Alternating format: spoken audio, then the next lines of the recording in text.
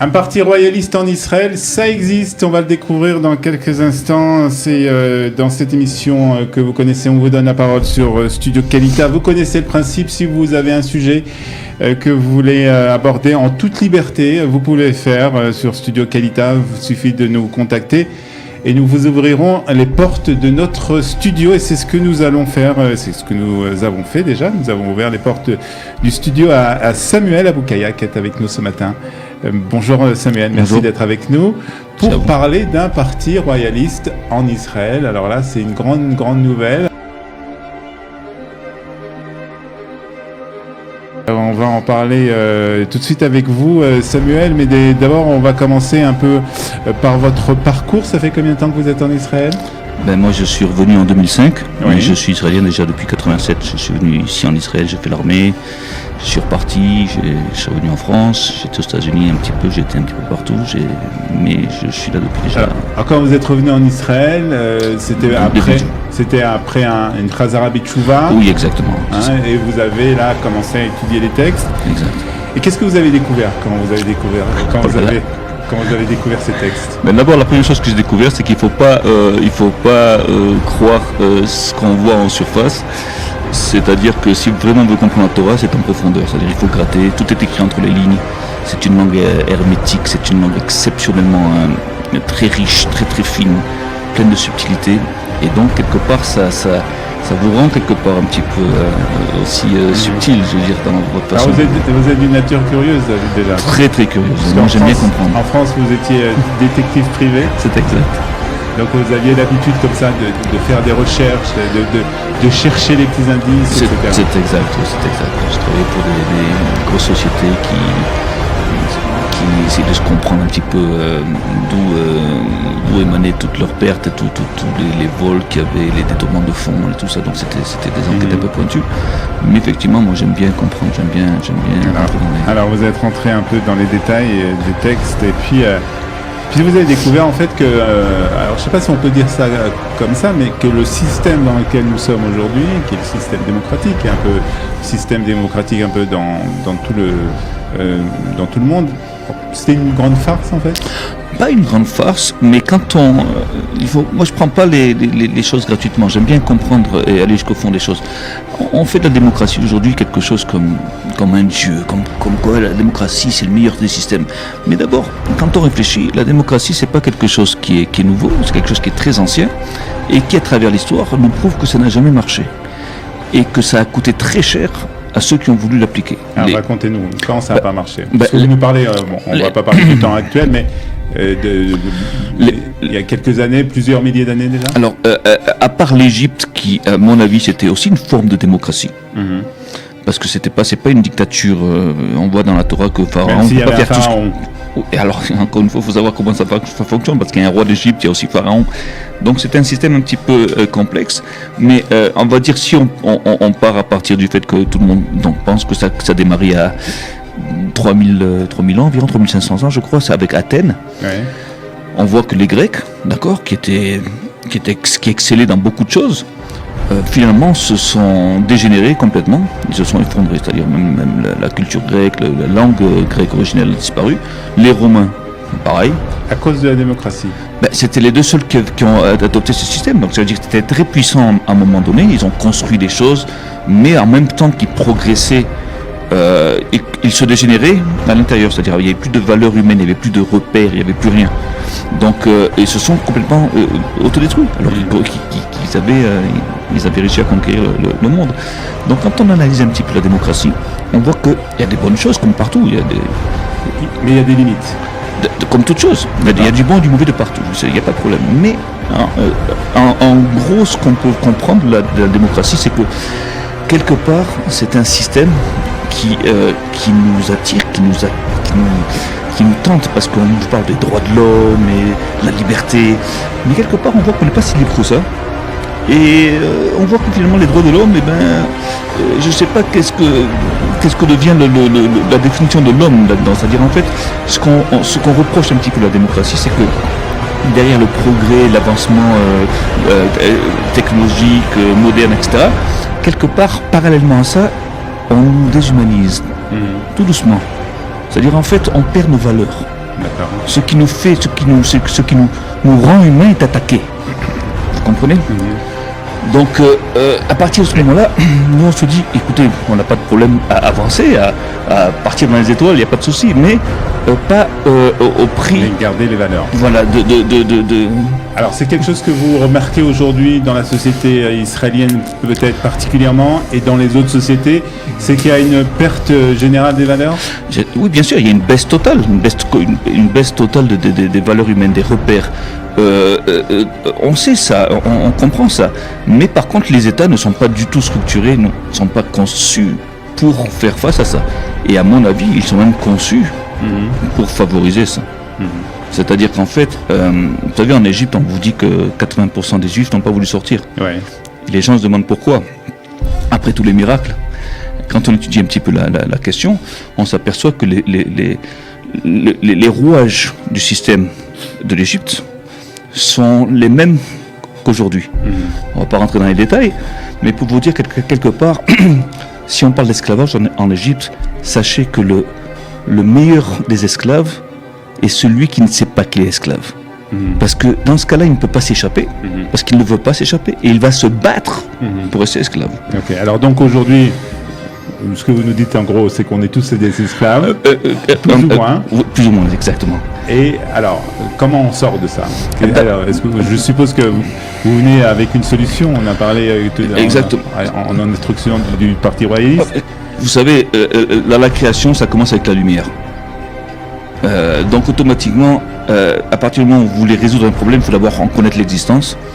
Et il faut vouloir comprendre. C'est-à-dire la première des choses à faire, c'est de comprendre est-ce qu'on a un problème, est-ce qu'on est dans un problème, est-ce qu'il y a peut-être que c'est pas vrai, peut-être que on délire, mais et à partir du moment où on veut comprendre, on a tous les moyens de comprendre. Alors, le problème qu'on a, c'est que moi ce que je dis, c'est qu'il faut garder ce qui est bon, dans la démocratie, mais pas prendre tout. Il faut faire attention. Il faut commencer à réagir. Il faut faire quelque chose parce que je vais vous dire une chose. Est-ce que vous avez une idée de ce qui se passe dans le monde? Je ne parle même pas d'Israël. Dans le monde, ce qu'on fait aux enfants dans le monde, ce qu'on fait aux femmes dans le monde, ce qu'on fait aux vieillards, ce qu'on fait aux animaux. Mais pourquoi c'est lié à la démocratie? Eh bien parce que la démocratie est le meilleur des systèmes pour pouvoir atteindre tout ça en un seul coup. Les démocraties, quelque part, sont des structures, sont comme des entreprises.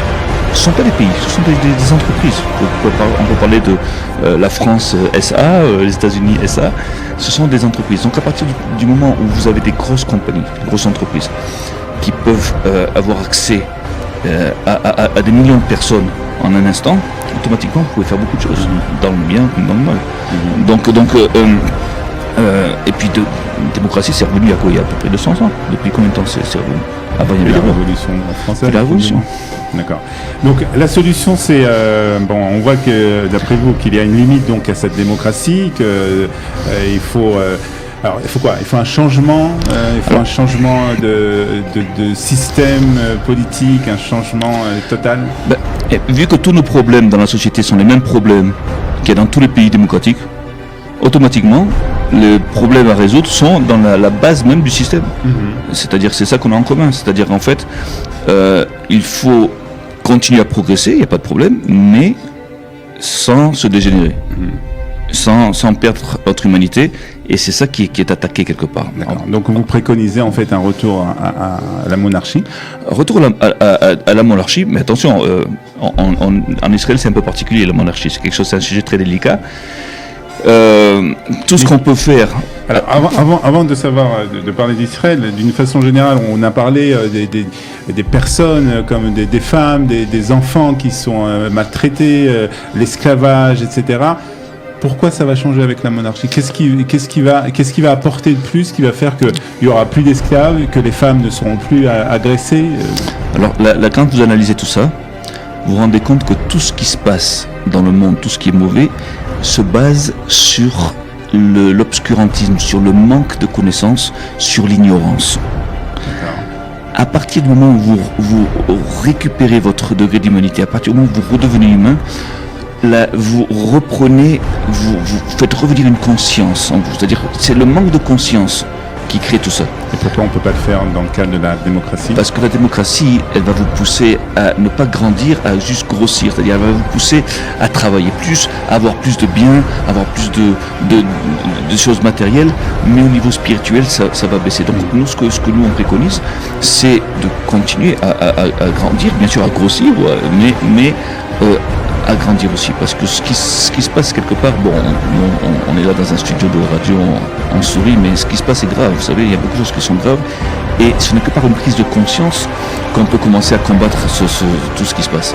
Alors, vous nous avez parlé d'Israël, parce que c'est vrai que on est en Israël, c'est l'endroit quand même qui nous intéresse le plus, et c'est vrai qu'on a aussi dans la Torah des exemples de droit, puisque le peuple a lui-même demandé, lorsqu'il est rentré en Israël, en tout cas quelques années après être rentré en Israël, à avoir un roi comme les autres nations d'ailleurs.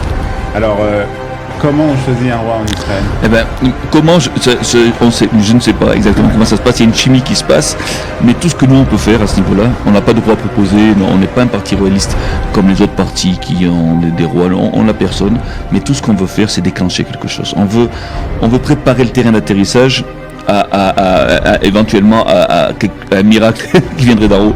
On veut commencer à stimuler la volonté des gens pour une royauté. À partir de ce moment-là, si le peuple veut, il y a. Alors, vous avez créé un parti. Alors voilà, c'est en cours de création, donc il est pas officiel. D'ailleurs, c'est intéressant qu'il y ait beaucoup de francophones. Oui, j'ai beaucoup de francophones, bien sûr. D'accord. Mais vous voulez aussi toucher les Israéliens, bien entendu. On veut toucher tout le monde, Israéliens, Juifs, non-Juifs, chrétiens, arabes, tout le monde. Parce que ça concerne tout ce qui est le côté humain. Ce qui est ciblé chez nous, aujourd'hui dans le monde moderne, c'est notre humanité, c'est ce qui nous fait humains. Donc ça concerne tout le monde. Les humains sont... Alors, qui dit parti dit participer aussi au jeu de la démocratie. Donc est-ce que c'est pas un peu contradictoire? Absolument pas. Nous on vit dans une démocratie. Moi je vis ici dans une démocratie. J'ai la sécurité, j'ai tout ce qu'il faut. Il n'y a pas de problème. Je démonise pas la démocratie. Par contre, je veux en éclairer les dangers. C'est-à-dire qu'en fait la démocratie me permet d'avoir un parti politique. Pas de problème. Allez, on y va. On va jouer le jeu. On va pas faire un coup d'État. On va pas faire une religion, une rébellion. On va faire un parti. On sait pas où c'est que ça va, mais il faut faire quelque chose. Vous voulez déclencher quelque chose pour le moment? Écoutez, il faut faire quelque chose. Alors, qu'est-ce que vous avez prévu? Est-ce que bien sûr, on a un programme. De programme. Ah ouais. Bien sûr, on a des idées qui sont tout à fait logiques. On s'inspire un petit peu de la Torah et on adapte un petit peu ces excellentes là à notre société d'aujourd'hui. Je vais vous donner un exemple. Oui. Le problème avec les Arabes et le monde musulman, c'est pas très très compliqué. On a une idée de faire comme... Vous savez ce que c'est qu'un Commonwealth en anglais? C'est comme une zone économique commune qui inclut plusieurs pays. Alors je vais vous dire, quand on étudie la Torah, on s'aperçoit que tout ce qui était Égypte, Israël et une partie du Liban, c'était un pays. Il n'y avait pas de frontière entre les deux. C'était un ensemble. Si demain, on prend juste 3 pays, Israël, le Liban et l'Égypte. Si on s'allie entre la main-d'œuvre arabe, la technologie israélienne, je vais vous dire, dans le Sinaï, il y a plus de pétrole qu'en Arabie Saoudite. Il y a plus de richesse dans le Sinaï, c'est-à-dire si vraiment on fait ça, mais d'abord, bien sûr, à condition on se débarrasse de tout ce qui est groupe terroriste, Hamas, etc. Et ça, à mon avis, les Arabes vont le faire tout seuls. Mais si on arrive à faire ça, à mon avis, c'est un rêve, parce que les Américains et les Européens, à mon avis, ils vont pas être d'accord. Mais quelque part, si on se regroupe autour de notre terre, autour de ce qu'on a... D'accord. Et ça, c'est possible que s'il y a un roi? Non. On parle pas de... Pour l'instant, le roi, c'est à la fin. D'accord. Le roi, c'est encore plus spirituel. C'est-à-dire, c'est une conscience. C'est-à-dire, au temps du roi, en Israël, il n'y aura plus rien, plus de crimes, plus de vols, il n'y a plus rien. Nous, tout ce qu'on veut faire, c'est d'essayer de faire des changements à la base. On va commencer à changer les choses à la base. Les prisons. Il y a quelqu'un qui commet un crime. D'accord? Vous l'envoyez dans une prison, vous le mettez dans 2 mètres carrés avec 6 personnes, je veux dire, il va devenir quoi? Donc on veut créer, on s'inspire des villes refuges pour créer des villages où les gens sont décemment détenus, d'accord? Ils doivent faire leur peine, mais il y a une question d'éduquer les gens. Ouais. On ne peut pas les éduquer si on les transforme en bêtes sauvages. Une réinsertion, oui. Et c'est tout à fait faisable. Au niveau financier, à tous les niveaux. Je veux dire, ça peut peupler les zones du Negev. Je veux dire, c'est génial. Il y a beaucoup. On a un site royaliste sans E à la fin. C'est en anglais royaliste.co.il. Et là-bas, vous avez tout le programme. Ce sont des choses de base, ce sont des grandes lignes, mais ça tient la route. Vous avez été en contact avec d'autres partis royalistes à travers le monde? Oui. Alors, il faut savoir une chose, c'est que dans tous les pays du monde, la royauté reprend de la popularité. C'est-à-dire, en fait, les gens, ils veulent avoir une identité, ils voient qu'ils perdent leur identité. Et tous les partis royalistes du monde entier, surtout en Europe, il faut savoir qu'en Europe, il y a 5000 familles royalistes. Et on les a contactés. Et vous savez, beaucoup de ces partis-là sont des partis ultra conservateurs, catholiques, etc. Et beaucoup d'entre eux sont antisémites, ouvertement. Donc nous, on les a contactés, c'est pas grave. On leur dit, voilà, nous on crée un parti royaliste en Israël. Ils nous ont tous accueillis, 98% nous ont accueillis à bras ouverts, malgré leur sentiment antisémite. Et moi je leur ai dit, écoutez, moi si j'étais à votre place, je serais aussi antisémite. Le problème c'est quoi? Que vous savez rien. On vous dit des bêtises. Donc avec ce que vous avez, c'est normal que vous soyez antisémite. Mais bon, on peut parler. Et donc on voit que la volonté de revenir à un système monarchique est plus élevée, plus important pour eux que la différence de race ou de peuple. Je voulais juste vous dire une petite chose, si on a un petit peu de temps. Oui, bien sûr. Quand on étudie l'histoire, on s'aperçoit que la démocratie est revenue il y a à peu près 200 ans à l'époque des révolutions. Oui, on s'aperçoit aussi, là je vous fais rentrer dans la tête d'un enquêteur, que la plupart des démocraties sont tombées en même temps. En Russie, le Tsar, la France, en même temps ils sont tous tombés. Et il faut savoir une chose, c'est qu'à cette époque-là, les gens plus puissants que les rois et que les empereurs étaient, et sont toujours, les banquiers, qui prêtaient au roi et qui, en retour, le roi devait ou les rembourser, et s'il ne pouvait pas les rembourser, alors soit ils finançaient une rébellion interne, soit ils donnaient de l'argent à leurs ennemis, soit ils disaient, écoute, pas de problème, tu me donnes cette route commerciale est à moi, tu mets une taxe maintenant sur le sel, cette taxe est à moi, et ils faisaient comme ça. Ce sont des méthodes connues, ils font ça aujourd'hui avec la Grèce. Donc si vous savez ces éléments-là, c'est pas compliqué de commencer à comprendre qu'en fait les banques, les familles banquières qui avaient la possibilité de faire pression sur les rois auraient très bien pu fomenter toutes ces révolutions et transformer quelque part les royaumes en démocratie où l'argent est roi, où la banque est roi. Vous comprenez? C'est-à-dire en fait quand on réalise, il faut faire attention, il faut bien étudier l'histoire, parce que derrière toutes les comment dirais-je, tout l'attrait qu'on nous met en avant, c'est-à-dire avec les droits de l'homme, et puis d'abord, bon, je vois pas, il n'y a pas de droit sans devoir. Pour moi, on a aussi des devoirs de l'homme. Mais tout ce qu'on nous met en avant, qui est attirant, parce qu'on est quand même libre dans une démocratie plus ou moins, on fait plus ou moins ce qu'on veut. Ben, on voit quelque part, ça peut être quelque part un beau piège. C'est comme si vous direz des chasseurs qui créent un parc naturel et qui invitent tous les animaux, vous voyez, donc il faut faire gaffe. Il y a quand même des limites. Faire attention, il faut faire attention. Très bien, donc un parti, donc le parti royaliste israélien, avec alors si vous voulez en savoir plus, vous avez un site royaliste sans E. Oui. .co.il. Oui, c'est ça. C'est donc ça. Vous trouverez là-bas tout le programme en fait. Sur Facebook aussi, Sur Facebook, et puis je suppose que vous devez faire aussi des conférences un peu. Alors, pour l'instant, ce qu'on fait, on fait un travail interne, c'est-à-dire on rassemble des gens. Et là, on se demande, bon, qu'est-ce qu'on fait maintenant? Parce qu'on a du monde, on a pas mal de monde. D'accord, alors si vous voulez aussi peut-être vous joindre à ce parti, vous êtes invité donc à consulter ce site royaliste sans e.co.il. Merci beaucoup Samuel. Merci à vous, merci à vous. C'était très intéressant. Merci à vous. Et si vous aussi vous avez envie de parler d'un sujet